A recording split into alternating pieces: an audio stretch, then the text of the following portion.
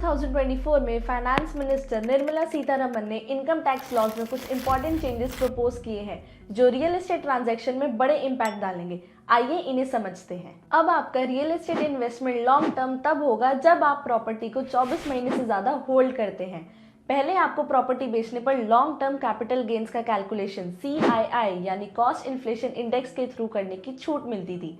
इससे आपका taxable capital gain का अमाउंट रिड्यूस हो जाता था। एक एग्जांपल लेते हैं।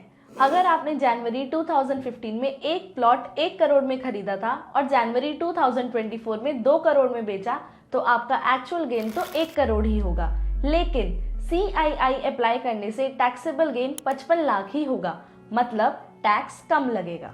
लेकिन अब बजट 2024 के बाद ये अमेंडमेंट 23 जुलाई से एप्लीकेबल हो गया है।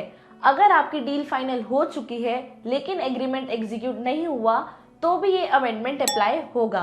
ध्यान रहे, अगर आपने प्रॉपर्टी 1 अप्रैल 2001 से पहले खरीदी थी तो आपको फेयर मार्केट वैल्यू अडॉप्ट करने का बेनिफिट अब भी मिलता रहेगा। इस वैल्यूएशन को आप स्टैंप ड्यूटी रेट या रजिस्टर्ड वैल्यूअर के रिपोर्ट के बेसिस पर डिसाइड कर सकते हैं। तो ये थे बजट 2024 के कुछ मेजर चेंजेस जो रियल एस्टेट पर इम्पैक्ट डालेंगे। ऐसे ही इंपॉर्टेंट अपडेट्स के लिए फॉलो करते रहिए प्रॉपर्टी 10x को।